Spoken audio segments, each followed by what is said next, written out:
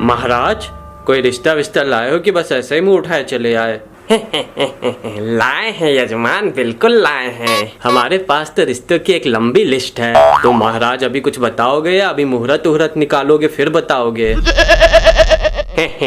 अरे ऐसी कोई बात नहीं। ऐसी बात नहीं तो फिर कैसी बात है? नहीं नहीं बताओ कैसी बात है। सुबह से आके बैठे हो, सुबह का नाश्ता कर लिए, दोपहर का खाना खा लिए, 1000 रुपए दक्षिणा ले लिए। प्रभु अब क्या रात का भी खाना खा के जाओगे? अरे आप इतना कह रहे हैं तो रात का खाना भी खा लूंगा। कुछ नहीं मिलेगा, समझे? अब कुछ भी नहीं मिलेगा। फटाफट रिश्ता बताओ और यहाँ से चलते बनो। अरे यजमान, आप तो खामोखा नाराज हो रहे हैं। मेहमान तो भगवान समान होता है, उसका तो सेवा सत्कार करना चाहिए। महाराज, मेहमान आए, मिले जुले, खाए पिए और चलता बने तो मेहमान भगवान समान है, और मेहमान जबरदस्ती गले पड़ा रहे तो मेहमान शैतान समान है, समझे? अरे यजमान, आप तो पैजामे के बाहर हो रहे हैं। अरे भाभी जी, आप इनको कुछ समझाती क्यों नहीं? अजी सुनो। क्या सुनूं? है क्या सुनूं? मेरा मतलब है, क्या कह रही हो? आज आप बर्तन साफ करने को रहने दीजिएगा। आज महाराज रात तक रुकेंगे तो बर्तन भी साफ कर देंगे। मम्मी, बाथरूम में ढेर सारे कपड़े पड़े हैं, वो भी साफ करवा लेना। अरे भाभी जी, अभी अभी मुझको याद आया कि कटहल के लिए रिश्ता देखने शाम को मुझे दूसरे खेत जाना है। महाराज, सही समय पे याद आ गया, नहीं तो आज तो आपका अच्छा स्वागत होता। अरे अच्छा मजाक कर लेते हैं आप। प्रभु, अब है ही करते रहोगे या रिश्ता भी बताओगे? यजमान, पड़ोस की रसोई में एक सुंदर सुशील सर्वगुण संपन्न आलू कन्या रहती है। आपके गोल मटोल लड़के के साथ इसकी जोड़ी खूब जमेगी। महाराज, अपनी ही बिरादरी में रिश्ता करना होता तो आपको क्यों बुलाता? अरे 10 जानने वाले अपनी बेटी का रिश्ता लिए तो खुद ही आगे पीछे घूमते रहते हैं। कोई इंटरकास्ट रिश्ता बताओ।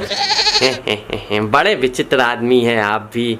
लोग अपने बच्चों की शादी बिरादरी में करना पसंद करते हैं और आप इंटरकास्ट मैरिज की बात कर रहे हैं। नहीं करनी बिरादरी में शादी, कान खोल के सुन लो, नहीं करनी बिरादरी में शादी। अरे बिरादरी में शादी करने में क्या दिक्कत है यजमान? दहेज नहीं देना चाहता कोई। बिरादरी करके सब मुफ्त में शादी करना चाहते हैं। 6 महीने तक निड़ाई गुड़ाई की है अपने लाल की, सबसे महंगी वाली खाद डाली है खेतन में, तब जाके ये हट्टा कट्टा नौजवान बना है। और जितना खर्च किया है अपने लाल पे, उसका दुगना दहेज में चाहिए। मतलब किसी राजा महाराजा के खानदान की बहू चाहिए आपको, जो मोटा दहेज दे सके। यही समझो। तो बैगन की बिटिया के बारे में क्या ख्याल है? बैगन तो एकदम शाही खानदान से है, उसके सिर पे तो ताज भी रहता है। देखो महाराज, बता रहे हैं, फालतू की बात तो करो नहीं हमसे। अरे तो इसमें फालतू की बात क्या है? इतना बढ़िया शाही खानदान में रिश्ता करवा रहे हैं और आप कह रहे हो फालतू की बात कर रहे हैं। फालतू की बात नहीं कर रहे तो क्या कर रहे हैं? बैगन क्या रिश्ता कर दें ताकि बच्चे भरता जैसे पैदा हों? शाही खानदान में रिश्ता करने के चक्कर में हम अपनी आने वाली नस्लें खराब कर दें। अरे बैगन छोड़िए यजमान, पत्ता गोभी से अपने बेटे की शादी करवा दीजिए। आलू और पत्ता गोभी की जोड़ी खूब जमेगी। मुझको पत्ता गोभी से शादी नहीं करनी। क्यों नहीं करनी? नहीं करनी तो नहीं करनी। महाराज, कोई दूसरा रिश्ता बताओ। अरे दादा, हमको भी कुछ बताओगे क्यों नहीं करनी शादी पत्ता गोभी से? अरे खाते पीते घर के लोग हैं, दहेज भी अच्छा देंगे, नस्लें भी आगे हरी भरी बनी रहेंगी, घंटा हरी भरी रहेंगी। सुहाग रात तो पूरा घूंघट उठाते उठाते बीत जाएगी तो नस्लें खा खाएंगी। ये बात भी सही। महाराज, तुम तो हमारी आने वाली पीढ़ियों को ही बर्बाद करने का तरीका खोज लिए हो। हमें कोई कायदे का रिश्ता बताओ। अरे कायदे का ही तो रिश्ता बता रहे हैं यजमान। अच्छा एक काम कीजिए, अपने बेटे की शादी प्याज की बिटिया से ही करा दीजिए। प्याज से अपने बेटे की शादी नहीं करनी है। कान खोल के सुन लो, प्याज से अपने बेटे की शादी नहीं करनी है। अरे अब भाभी जी को क्या हुआ? प्याज क्या क्यों नहीं करनी है शादी? जब देखो भावी बढ़ जाते हैं। ऐसी भाव खाने वाली नखरेबाज बहू नहीं चाहिए। एक तो प्याज जिस घर में चली जाए वहाँ तो अच्छे भले इंसान को भी रुला देती है, पर से बदबू इतनी करती है। अरे बदबू तो आएगी ही, बेचारे नहाने जाते हैं तो कपड़े उतारते उतारते ही शाम हो जाती है, फिर बिना नहा ही वापस आ जाते हैं। अब हैं ही करते रहोगे महाराज या कोई कायदे का रिश्ता भी बताओगे? अरे भाभी जी आप तो समझदार हैं, अपने बेटे की शादी ब्रोकली से क्यों नहीं करवा देती? विदेशी बहू नहीं चाहिए। क्या? विदेशी बहू नहीं चाहिए, आकर खोपड़ी में बैठी रहेगी, घर का सारा काम मुझे ही करना पड़ेगा। पता चला महारानी जो है बैठ के नाश्ता ठूस रही हैं और हम पूरे घर में झाड़ू पोछा मार रहे हैं। अम्मा यार ये तो हद हो गई है, कोई रिश्ता बाप को नहीं पसंद है, कोई बेटे को नहीं पसंद है, तो कोई अम्मा को नहीं पसंद है। मेरे दिमाग का तो एकदम दही हो गया है। बेटा आप ही बताओ कैसी बीवी चाहिए आपको? भिंडी जैसी। क्या? भिंडी जैसी बीवी चाहिए।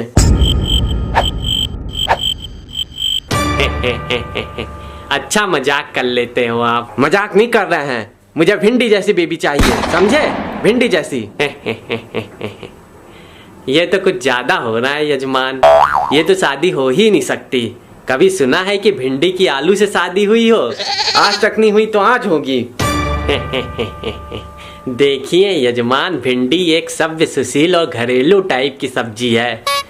उसकी शादी केवल अपनी बिरादरी में होती है, इंटरकास्ट मैरिज तो होती ही नहीं, और आलू के साथ तो हो ही नहीं सकती। क्यों नहीं हो सकती आलू से शादी? क्या बुराई है आलू में? देखिए यजमान, बुरा मत मानिएगा, लेकिन आलू एक सस्ती, गंदी और नंबर 1 की कैरेक्टरलेस सब्जी है।